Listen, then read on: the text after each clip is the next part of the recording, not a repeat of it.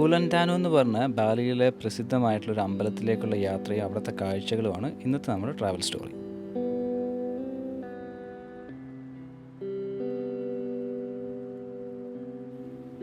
അങ്ങനെ ജാറ്റിലിയോ rice terrace എല്ലാം visit ചെയ്തതിന് ശേഷം നമ്മുടെ അടുത്ത ലക്ഷ്യസ്ഥാനമായിട്ടുള്ള ഉലൻഡാനു ബെർട്ടാൻ എന്ന് പറയുന്ന ഉലൻഡാനു അമ്പലത്തിലേക്ക് യാത്ര തിരിച്ചു. ഏതാണ്ട് 40 മിനിറ്റ് നമുക്ക് സ്കൂട്ടറിൽ യാത്ര ചെയ്യാണ്ട് 21 കിലോമീറ്ററാണ് ജാറ്റിലിയോ റൈസ് ടെറസ് നിന്ന് ഉലൻഡാനുവിലേക്കുള്ള ദൂരം. അങ്ങനെ ഏതാണ്ട് ഒരു മണിക്കൂർ എടുത്തു. വരുന്ന വഴിക്ക് ചെറിയൊരു മഴയുണ്ടായിരുന്നു, അപ്പോൾ ഇടയ്ക്ക് നിർത്തേണ്ടതായിട്ട് വന്നു. അങ്ങനെ ഒരു മണിക്കൂർ കൊണ്ട് ഞങ്ങൾ ഉലൻഡാനു എന്ന് പറഞ്ഞ അമ്പലത്തിലെത്തി. അവിടെ ഒരു എൻട്രൻസ് ഉണ്ട്. നമ്മൾ അവിടെ നിന്ന് ടിക്കറ്റ് എടുത്തിട്ട് അതിൻ്റെ അകത്ത് കയറണം. അവിടെ പിന്നെ പാർക്കിംഗ് സ്പേസ് ഒക്കെ ഉണ്ട്. കാർ കൊണ്ട് വരുവാണെങ്കിൽ കാറിനുള്ളതും സ്കൂട്ടറിനുള്ള പാർക്കിംഗ് സ്പേസ് ഒക്കെ ഉണ്ട്. അങ്ങനെ അടുത്ത് കണ്ടൊരു പാർക്കിംഗ് സ്പേസിൽ വണ്ടി വെച്ചു. എന്നിട്ട് നേരെ അകത്തേക്ക് നടന്നു.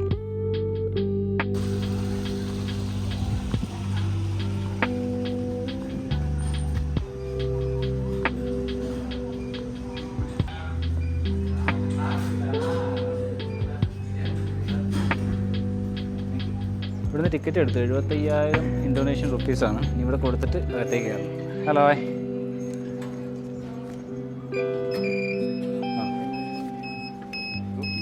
ആ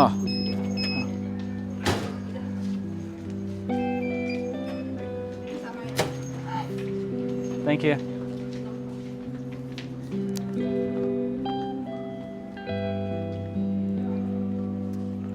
ആഹാ, ഇവിടെ ഡ്രോൺ ഉപയോഗിക്കാൻ പാടില്ല, ഇവിടെ ബാൻ ചെയ്തേക്കുവാണ്. ഇതാണ് ഉലൻഡാനു ബെർട്ടാൻ എന്ന് പറഞ്ഞിട്ടുള്ള ടെമ്പിൾ, അതായത് അമ്പലം. നമ്മൾ അകത്തേക്ക് കയറിക്കഴിഞ്ഞാൽ അവരുടെ തനതായ ശില്പങ്ങളും പിന്നെ അവരുടെ ട്രഡീഷണൽ ആയിട്ടുള്ള ഒരുപാട് ശില്പങ്ങളും പിന്നെ നല്ല രീതിയിൽ മെയിൻറ്റെയിൻ ചെയ്ത് വെച്ചിട്ടുള്ള ഗാർഡനൊക്കെയാണ്. നമ്മൾ ഈ പോകുന്ന വഴിക്ക് ഈ ഇടതുവശത്ത് കാണുന്നതാണ് അവരുടെ അമ്പലം. അമ്പലത്തിൻ്റെ അകത്തേക്ക് നമുക്ക് പ്രവേശനമില്ല, നമുക്ക് പുറത്ത് നിന്ന് വേണമെങ്കിൽ നോക്കാം. അതിൻ്റെ അകത്താണെങ്കിൽ ഒരു പ്രത്യേകതരം വസ്ത്രം ധരിച്ചിട്ടുള്ള അവരുടെ തനതായ വസ്ത്രം ധരിച്ചിട്ടുള്ള ആൾക്കാർ മാത്രമേ ഉണ്ടായിരുന്നുള്ളൂ. ഈ റൈറ്റ് സൈഡിൽ കാണുന്നതാണ് ഇവിടുത്തെ ലേക്ക്, ഉലൻഡാനു ലേക്ക് എന്ന് പറയും. അവിടെ ഒരുപാട് വാട്ടർ ആക്ടിവിറ്റീസൊക്കെ ഉണ്ട്. മെയിൻലി ഈ സ്പീഡ് ബോട്ടിങ്ങും അങ്ങനെയുള്ള കാര്യങ്ങളൊക്കെ അവിടെ നടക്കുന്നുണ്ട്. പോകുന്ന വഴിക്ക് നമ്മുടെ നാട്ടിൽ കണ്ടുവരുന്ന ഈ ഞങ്ങൾ ബംബ്ലിമൂസ് എന്നാണ് പറയുക, കമ്പിളി നാരങ്ങ എന്ന് പറയും, അതൊക്കെ അവിടെ ഉണ്ടായി കിടക്കുന്നതായിട്ട് കണ്ടു. പിന്നെ ഗാർഡനൊക്കെ തന്നെ നല്ല പൂക്കൾ കൊണ്ട് നല്ല അലങ്കരിച്ചിട്ടുണ്ട്. പിന്നെ നടന്നു പോകുന്ന വഴിക്കുള്ള നടപ്പാതകളൊക്കെ ആണെങ്കിൽ വളരെ മനോഹരമായിട്ട് തന്നെ അവർ മെയിൻറ്റെയിൻ ചെയ്ത് വെച്ചിട്ടുണ്ടായിരുന്നു. അവിടെ ഒരുപാട് ആൾക്കാർ നല്ല തിരക്കുണ്ടായിരുന്നു കേട്ടോ. പക്ഷേ അവിടെ നിന്ന് വന്നിട്ടുള്ള ടൂറിസ്റ്റുകൾ മോസ്റ്റ്ലി എല്ലാം തന്നെ ലോക്കൽ ടൂറിസ്റ്റുകളാണ്. ഇന്തോനേഷ്യയിൽ നിന്ന് തന്നെ വന്നിട്ടുള്ള മറ്റ് പല ഭാഗത്തു നിന്നും വന്നിട്ടുള്ള ടൂറിസ്റ്റുകളാണ്. ഇപ്പോൾ മഴയുടെ ഒരു കാലമായതുകൊണ്ട് തന്നെ ഫോറിൻ ടൂറിസ്റ്റുകൾ ഉണ്ട്, പക്ഷേ വളരെ കുറവാണ്. നമുക്ക് അവിടെ ഡ്രോൺ യൂസ് ചെയ്യാൻ പറ്റില്ല, അതായത് അതിൻ്റെ അകത്ത് കയറിയിട്ട് അമ്പലത്തിൻ്റെ മേലേക്കൂടെ ഒന്നും നമുക്ക് ഡ്രോൺ യൂസ് ചെയ്യാൻ പറ്റില്ല. പക്ഷെ നമുക്ക് പുറത്ത് നിന്നിട്ട് വേണമെങ്കിൽ അവിടെ ചുറ്റുമുള്ള ഏരിയൽ ഷോട്ട്സൊക്കെ എടുക്കാം. അപ്പോൾ അവരോട് ചോദിച്ചു കഴിഞ്ഞപ്പോൾ പുറത്ത് അലൗഡാണെന്ന് പറഞ്ഞു. അങ്ങനെ ഞാനിത് പുറത്ത് വന്നു കഴിഞ്ഞപ്പോൾ എടുത്തിട്ടുള്ളൊരു ഡ്രോൺ ഷോട്ടാണ്.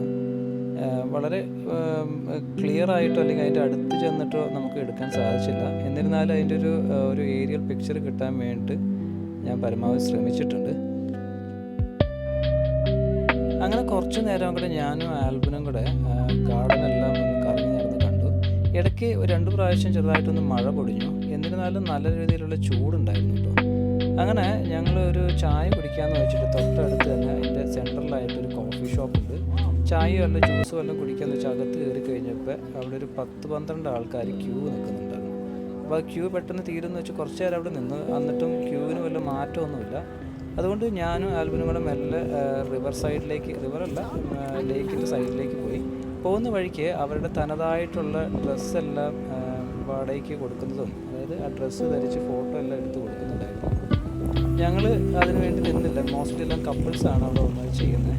ഞങ്ങൾ മെല്ലെ ലേക്കിൻ്റെ അടുത്തേക്ക് നടന്നു. അവിടെ ദൂരത്തായിട്ട് വാട്ടർ ആക്ടിവിറ്റീസും ജെറ്റ് ബോട്ടിങ്ങും ഒക്കെ നടക്കുന്നുണ്ട്. അത് കഴിഞ്ഞ് ഞങ്ങൾ നേരെ പോയത് അവിടെ വേറൊരു ഗാർഡൻ ഉണ്ട്.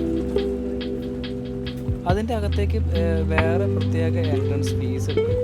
അവർ ഇവിടെ ആമ്പലിൻ്റെ അല്ലെങ്കിൽ ഈ താമരയുടെ ഇല പോലത്തെ അവർ കോൺക്രീറ്റിൽ ചെയ്ത് വെച്ചിട്ട് അവർ അങ്ങോട്ട് നമുക്ക് നടക്കാൻ സാധിക്കും. അതിൻ്റെ അകത്താണെങ്കിൽ ഒരുപാട് കോയില്ല, നമ്മുടെ കാർപ്പ് ഫിഷിൻ്റെ ഒരുപാട് ഫിഷ് ഉണ്ട്. നമുക്ക് അകത്ത് പോയിട്ട് ഫീഡൊക്കെ ചെയ്യാം.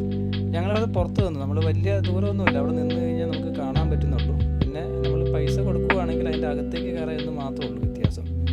അപ്പോൾ അവിടെ വിസിറ്റേഴ്സൊക്കെ വന്നിട്ട് അകത്ത് പോയി ഫോട്ടോ എടുക്കുന്നതും ഫിഷിനെല്ലാം ഫീഡ് കൊടുക്കുന്നതൊക്കെ കണ്ടു. ആൽബിൻ കുറേ നേരം അതൊക്കെ നോക്കി നിന്നു. ഞാൻ ചോദിച്ചു അകത്ത് കയറണേ നമുക്ക് പോയി വീഡിയോ പൈസ കൊടുത്ത് ടിക്കറ്റ് എടുത്താൽ മതി. പക്ഷേ പുള്ളി ഇവിടെ നിന്ന് കാണാമല്ലോ, പിന്നെ അതിനകത്ത് നമ്മളിപ്പോൾ അകത്തേക്ക് പോകണേ. അങ്ങനെ കുറേ നേരം അവിടെ നിന്ന് കുറച്ച് ഫോട്ടോസും വീഡിയോസും എല്ലാം എടുത്തതിന് ശേഷം എല്ലാം ഞങ്ങൾ അവിടെ നിന്ന് മാറി. ഈ മൾട്ടി സ്ട്രക്ചറലായിട്ടുള്ള ഇവരുടെ ബിൽഡിങ്സ് എല്ലാം ഇവരുടെ തനതായിട്ടുള്ള ആർക്കിടെക്ചറൽ ഒരു സിഗ്നേച്ചർ സാധനമാണ്. നമുക്ക് ബാലിയിൽ യാത്ര ചെയ്യുമ്പോൾ പലയിടത്തും ഇതുപോലത്തെ മൾട്ടി ലെയർഡ് ആയിട്ടുള്ള സ്ട്രക്ചേഴ്സ് ഒരുപാട് കാണാൻ സാധിക്കും. നല്ല രീതിയിലുള്ള കാർമേഘമൊക്കെ മൂടിയിട്ടുണ്ട്. അപ്പോൾ ഇനി അടുത്തൊരു വലിയ മഴയ്ക്ക് മുമ്പ് നമ്മൾ അടുത്ത് പോകാൻ ഉദ്ദേശിക്കുന്നത് ഒരു വാട്ടർഫോൾസിലാണ്. ലേക്ക് എന്ന് പറഞ്ഞൊരു വാട്ടർഫോൾസ് ഉണ്ട്. ഇവിടെ നിന്ന് ഏതാണ്ട് ഒരു 3/4 മണിക്കൂർ ഡ്രൈവ് ഉണ്ട്. ഈ കാണുന്നതാണ് അമ്പലത്തിലേക്കുള്ള എൻട്രൻസ്. ഇതിൻ്റെ അകത്തേക്ക് നമുക്ക് പ്രവേശനമില്ല. നിങ്ങൾ ഈ വീഡിയോയിൽ കാണുന്ന പോലെ തന്നെ ഒരു പ്രത്യേകതരം ഡ്രസ്സ് ധരിച്ചിട്ടുള്ള ആൾക്കാർക്ക് മാത്രമേ അകത്തേക്ക് പ്രവേശിക്കാൻ സാധിക്കത്തുള്ളൂ. നമുക്ക് പുറത്ത് നിന്ന് വേണമെങ്കിൽ വീഡിയോസും ഫോട്ടോസൊക്കെ എടുക്കാം, അതിന് കുഴപ്പമൊന്നുമില്ല. അങ്ങനെ ഞങ്ങൾ പുറത്തേക്കുള്ള വഴി നടന്നു. അവിടെ ഒരുപാട് ഷോപ്പിംഗ് ഓപ്ഷൻസും കാര്യങ്ങളൊക്കെ ഉണ്ടായിരുന്നു. പിന്നെ ഈ ലേക്കിന് ചുറ്റും അല്ലെങ്കിൽ അമ്പലത്തിന് ചുറ്റുമായിട്ട് ഒരുപാട് വീടുകളുണ്ട്, ഒരുപാട് കൃഷിയിടങ്ങളും. കൂടുതലായിട്ടും പച്ചക്കറികളൊക്കെ തന്നെയാണ് കൃഷി ചെയ്തിരിക്കുന്നത്. ഇവിടെ ബാലിയിൽ മുഴുവനായിട്ട് നോക്കുകയാണെങ്കിൽ ടൂറിസവും പിന്നെ കൃഷിയാണ് ഇവരുടെ മെയിൻ സോഴ്സ് ഓഫ് ഇൻകം. അങ്ങനെ അവിടെ നിന്ന് ഞങ്ങൾ ബൈക്ക് എടുത്തിട്ട് നമ്മൾ വന്ന വഴിയല്ല തിരിച്ചു പോകേണ്ടത്. ഈ വേറൊരു വഴി നമ്മൾ ബൈക്കിന് വേറൊരു വഴിയുണ്ട്. ആ വഴി നമ്മൾ ഇവിടെ വന്നിട്ട് ഇവിടെ നമ്മൾ പാർക്കിങ്ങിൻ്റെ ഫീസ് കൊടുത്തിട്ട് വേണം നമ്മൾ പുറത്തേക്ക് പോകാൻ. അതിന് അവിടെ ഒരാളിരിക്കുന്നുണ്ട്, അവർ റെസീപ്റ്റും കാര്യങ്ങളൊക്കെ തന്നു. എനിക്കിപ്പോൾ ഓർമ്മയില്ല എത്രയായിരുന്നു പാർക്കിംഗ് ഫീസ് എന്ന്.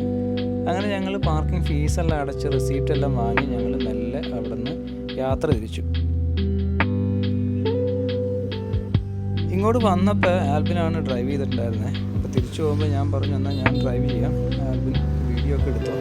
നമ്മൾ പോകുന്ന വഴിക്ക് ഒരുപാട് ബസ്സുകളുണ്ട്. ഈ മെയിനായിട്ടുള്ള ഡെൻപാസർ അല്ലെങ്കിൽ ബാലിയിലെ മെയിൻ സിറ്റീസിൽ നിന്ന് ഇങ്ങോട്ട് ബസ് സർവീസും കാര്യങ്ങളെല്ലാം ഉണ്ട്.